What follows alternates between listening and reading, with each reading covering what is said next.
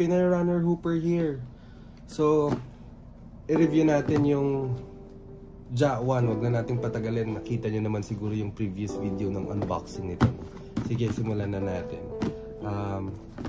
Pero bago natin i-review yung performance review ng Ja 1. So, hindi ako masyadong fan ni Ja kasi nga sila yung nakatalo sa Golden State nung first play-in nila, no? Tapos parang doon nagsimula yung rivalry. Following season, parang round 2 yata sila yung naglaban nun. So yun, medyo maganda yung laban na yun. Pero at dahil din doon, medyo naging idol natin si Ja, no?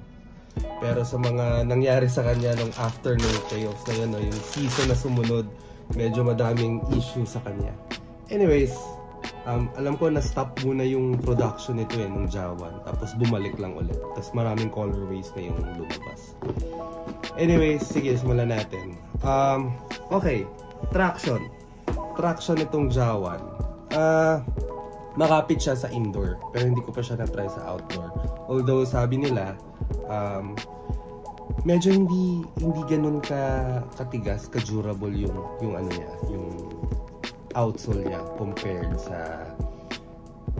sa GT Cat Academy, no? Na yun pwede talagang pang outdoor. Pero pwede rin siya pang outdoor naman. Pero yun nga, hindi siya pwedeng, alam mo yun, palagi gamitin pang outdoor. So siguro made specifically to for indoor use, no? Tapos sa traction naman, wala akong naging problema. So sobrang kapit niya, makapit naman siya. Safe to say na okay yung traction.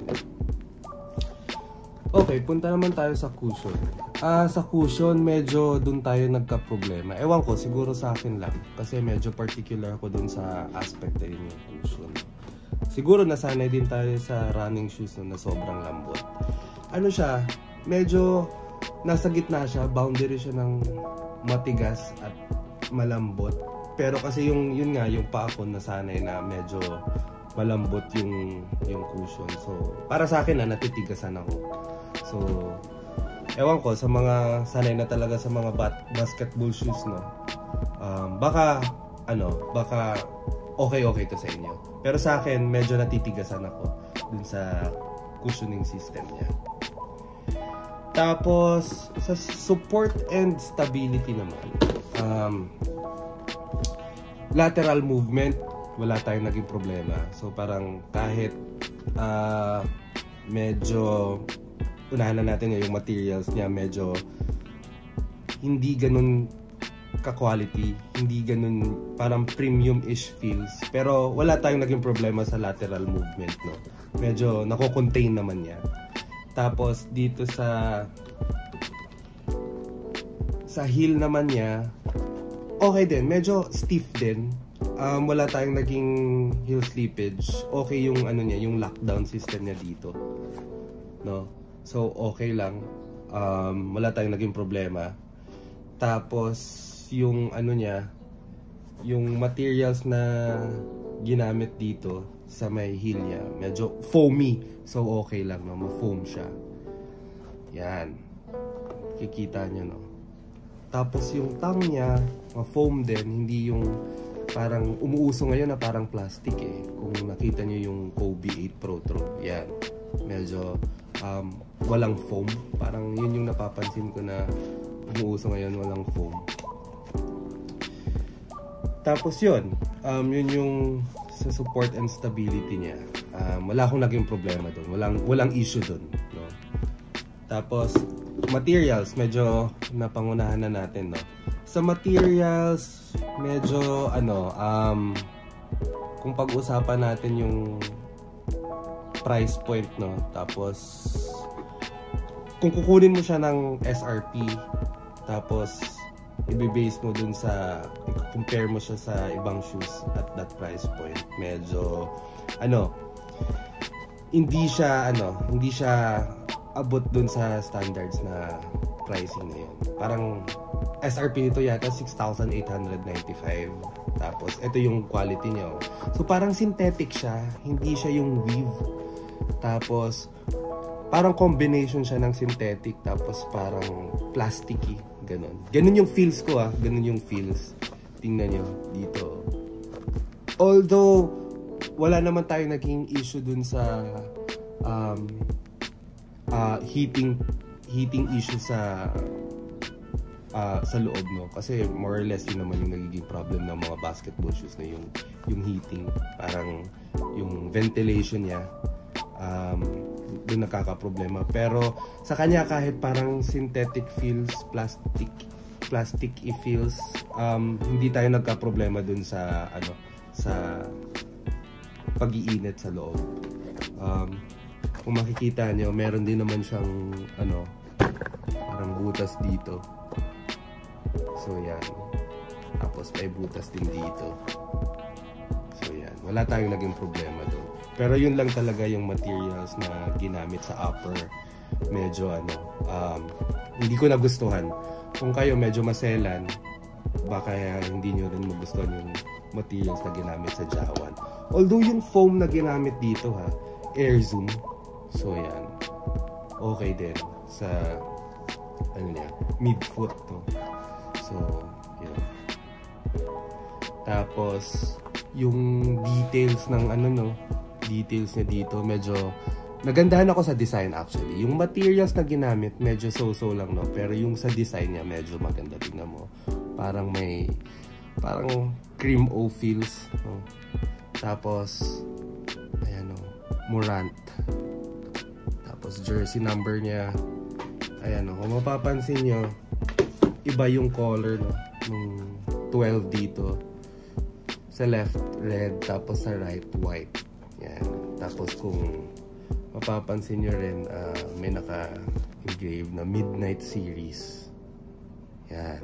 Tapos sa outsole naman, ayan, parang mismatch din yung color. So, ito parang rose gold. Parang ganun. Tapos dito black. Hindi ko alam kung yung tawag dito sa color na to. Parang dun. Malapit na yun sa color na rose gold. And then dito naman, may nakasulat din. Small details, no? Pero yun yung nagpapaganda dito sa shoes na to. Parang maraming small details dito sa shoes na to. Kahit yung swoosh niya dito, tingnan niyo. Hindi lang siya yung parang paint or kung yung parang pinadikit lang. Tingnan niyo sa kanya, parang may mga plastic tapos may maliit na mga dots. So yan, ang ganda. Tapos connected yung swoosh niya dito papuntang dito. So parang seamless lang. Yan. Ang ganda. Although wala naman tayong naging problema dito sa paglalaro, no? Hindi naman siya sumabit or anything. So design lang talaga siya. Pero hindi naman siya naka-affect dun sa laro natin. Tapos ayan, art. Small details, small details. Ang ganda. Ang ganda ng pagkaka-design dito sa Jamaran. Tapos yung tongue niya, ayan, so parang vampire. Ayan, may pangil. Ayan. Dalawa yan. Ayan, Tapos sa loob din, yung insole niya, ganun din yung design. So kung ano yung design nung sa tongue, bumagay din doon. Ayan. So medyo rugged feels nga kasi tingnan mo yung pagkakatahi dito. Hindi yung neat tingnan. Ayan, small details. Small details. Ang ganda. Ang ganda ng pagkakaano. Pero yun nga yung nasabi ko, parang hindi nga premium feels yung ginamit dito. Tingnan mo, siguro nakailang games na ako dito. Tingnan mo, parang may thread na natatanggal. Ayan, ngayon natanggal nga. Ayan. So yan. Something to look at to kung bibili kayo ng Jawan. Yan. Tapos sa sizing naman, yun nga, kung nanonood kayo nung videos ko before, kung panggala lang AJ1, size 8.5 ako, pero pag pang basketball, size 9. So itong size 9 na to, hindi siya masikip sa akin. Tsaka actually medyo malapad yung paa natin, So bagay din siya sa mga wide na mga paa.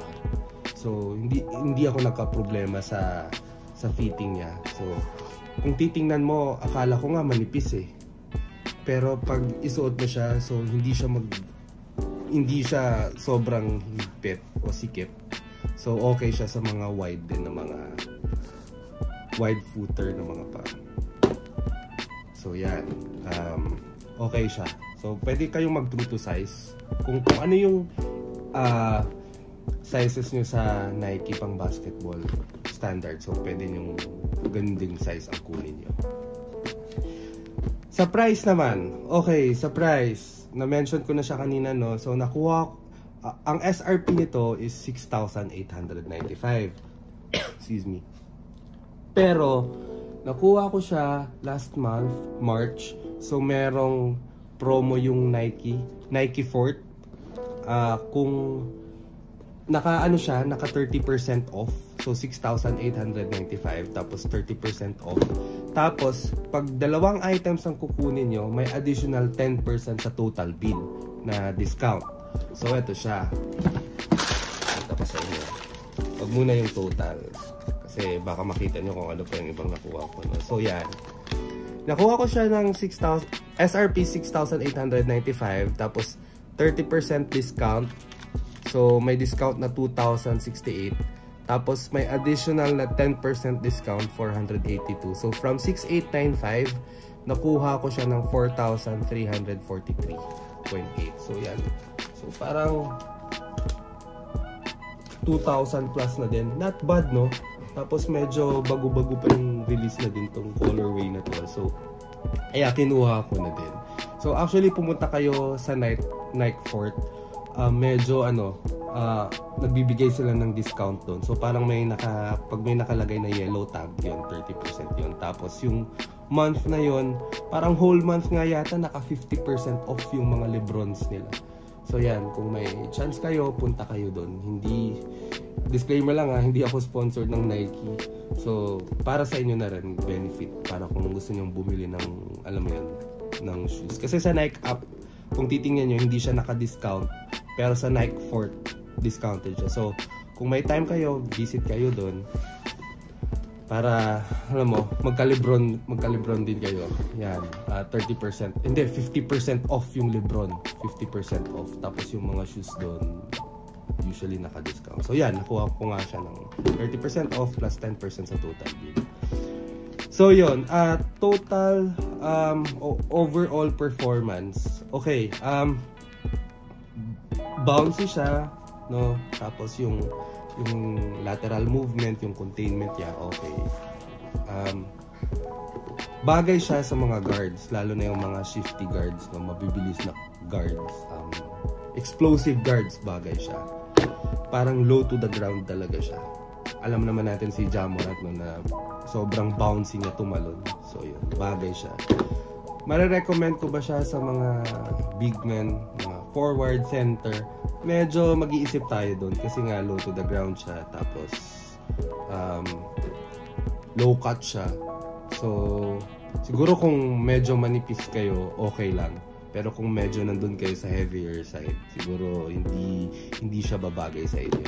At kung nag-outdoor kayo palagi, siguro hindi rin siya bagay sa inyo. Parang siya, for indoor use. Tapos sa mga combo guards, shifty guards, mga explosive guards, yan, bagay siya. Bagay na bagay sa inyo kung ganun yung laruan. Disclaimer lang din, hindi ako magaling, hindi ako combo guard at hindi rin ako explosive, matanda na po ako. Pero based sa experience ko lang naman, doon bagay tong Jawan sa mga type of players, no? Guard, shooting guard, point guard, combo guard, kung ano pang tawag. So yan. Sana may nakuha kayo, no, sa review na to. Tapos kung nagustuhan yung video na to, pa-share, pa-like, and pa-subscribe na din sa channel ko. So sa susunod, ang i-unboxing natin, or hindi siya performance review kasi parang wala akong balak sa ngayon na gamitin siya. Pero yun, ito. Labas na natin.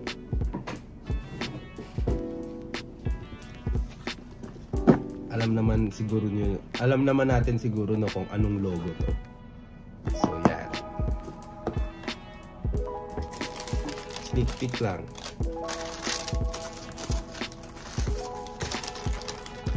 Woo! Sheesh! Ganda no? So yan. Thanks for watching. So stay tuned sa unboxing tapos review. Hindi performance review but review lang ng shoes. So yan. Thank you!